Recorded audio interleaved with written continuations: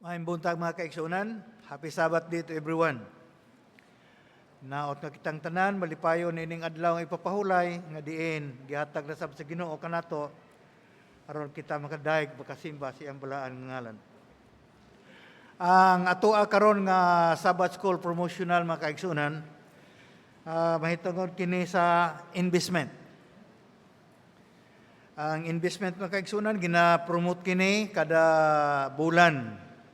Alang sa pagpahinumdum kanato sa pagsuportar sa buhat sa iglesia. Samtang nagapanaw ang mga Israelhonon gikan sa Ehipto paingon ngadto sa Kanaan nga gisaad sa Ginoo. Wa sila batia og kakapoy sa ilang pagbaklay. Tungod kay nakita nila ang paggiya sa Ginoo. Pag pika sa pula nga dagat, makatingalahan kayo. Unya, murag walay samok ang ilahang paglakaw. Pagkaon, sinuprayan sila sa pagkaon. Ang giya sa matag adlaw, anaa. Suga sa matag gabi, anaa. Busa gisulayan sila sa Ginoo makausa. Adunay pundok sa mga katawhan nga diin nakigubat kanila. Dili ba sila eksperensyado sa gubat mga kaigsunan. Pero atong makita nga ang mga Israelhanon, anad sinik sila og mga bugat nga trabaho. Tungod kay naulipon sila sa Ehipto. Mga trabaho nga diin, gikan sa buntag, hantod sa hapon, pahulay lang og mukaon. Busa, sa panggubatan, wala sila eksperyensya niya na. Apa nagaingon si Moses, ngadto kang Joshua, nga tigom siya mga sundalo, alang niining maong panggubatan. Busa si Joshua, nagtigom mga sundalo. Huna-huna ni Moses, wa magyud din taon sila'y mahimo. Apan wa sila'y pailaing kapaingnan, muwas lang sila niining maong gubat. Tungod kay ang Ginoo magauban usab kanila. Dinhi sa Exodus 17, versikulo 19, versikulo 12, nagaingon dinhi. Moses' hands grew weary. So they took a stone and put it under him, and he sat upon it, and Aaron and Hur held up his hand on one side and the other side. So, his hands were steady until the going down of the sun. Busa ang duray panggubatan. Wa sila baut. Apan si Aaron, nagatanaw kanila o nagapataas sa iyahang mga kamot. Uban sa sungkod sa Dios nga diin, anaa kaniya. Ang pagpataas sa kamot mga kaigsunan, nagasimbolo kini og pag-ampo. Pagpangaliya ngadto sa Dios. Sa dinha niya na, si Moses, nagampo siya. Sa dinha nga ipataas na iyang kamot, ang mga kasundaluhan sa Israel, magdaog. In advance, mapildi nila ang ilang kaaway, musibog ang ilang mga kaaway.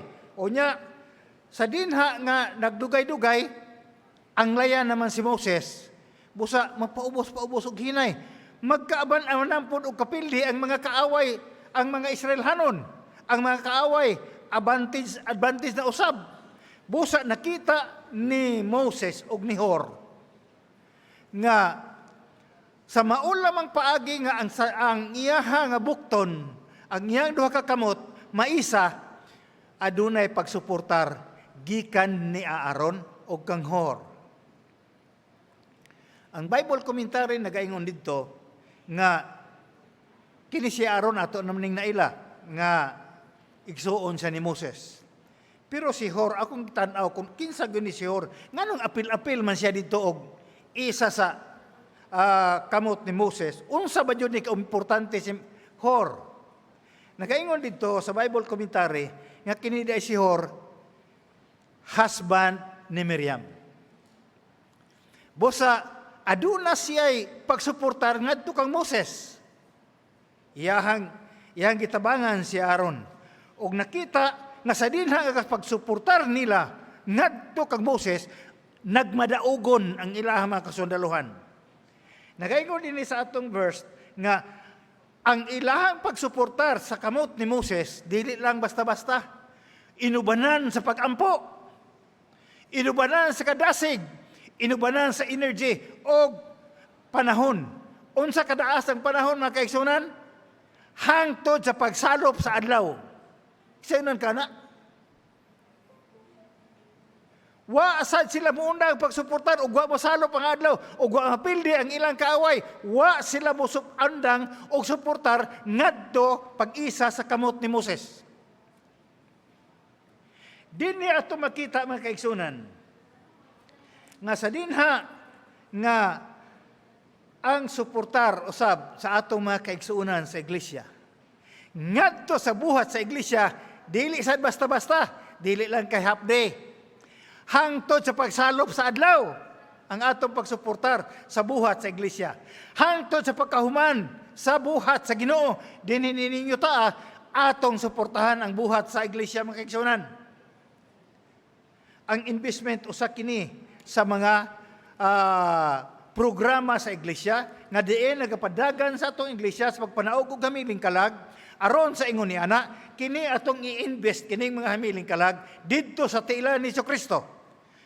Medya-medya ba lang ang atong pagsuportar, mga kaigsunan? Dili.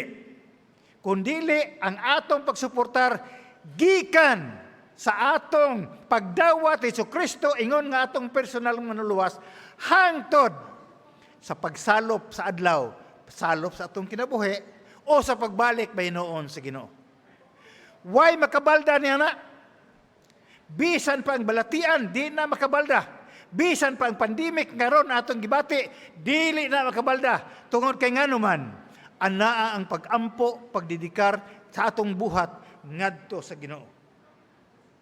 Nagaingon dinhi nga sa dinha nga mupaubos ang kamot ni Moses, nagmadaugon ang kaaway. Busa, nagaingon din sa atong, nagaingon sa komentary, nagaingon siya, once our hold in God is loosened, our spiritual foes will gain its ground. Ato nang timan-an mo kaigsunan. Sa dinhang magluya di ay ta, di natabatiod og ampo, tungod kay wa nay problema siguro naabot sa ato ang kinabuhi.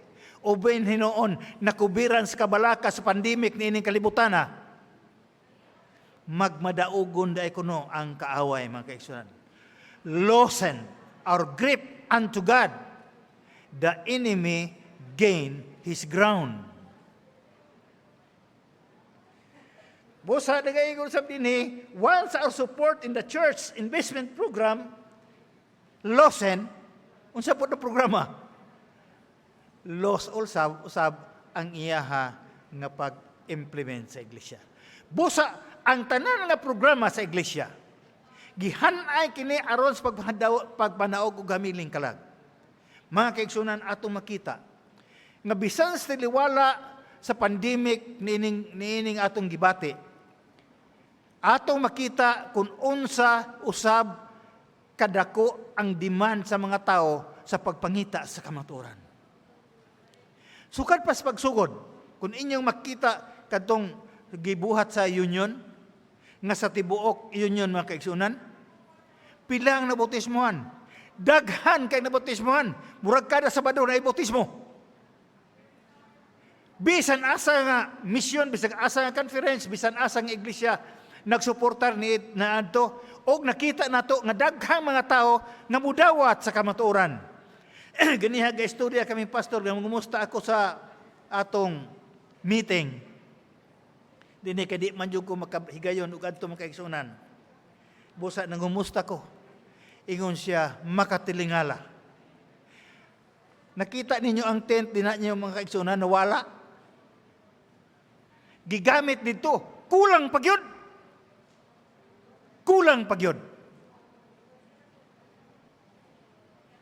Busa atong makita nga bisan nining mao nga pandemic, wa mahadlok ang mga tao og pangita sa kamatuoran tungod kay niining panahon na ang Ginoo unsa naman nagalihok, nagatawag niya adto mga katawhan nga diin musulod, kadto mga katawhan nga diin anaa pa sa uban nga mga turel, pasudlon niya sa iya nga turel, pinaagi sa investment nga ato suportahan ning kabuntagon.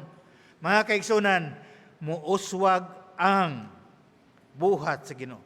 Pinaagi sa investment offering nga atong ihatag nining kabuntagon ang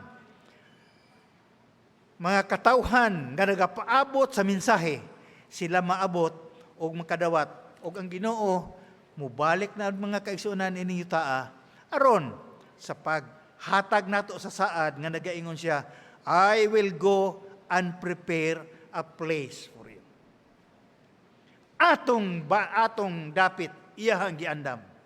Baklaim lang nato na nga dapit pagkaigsunan kung kita mo suportar sa buhat sa Ginoo. Og niining Sabadoha, suportahan nato ang investment program sa iglesia. Daghang salamat ug happy Sabbath day to everyone.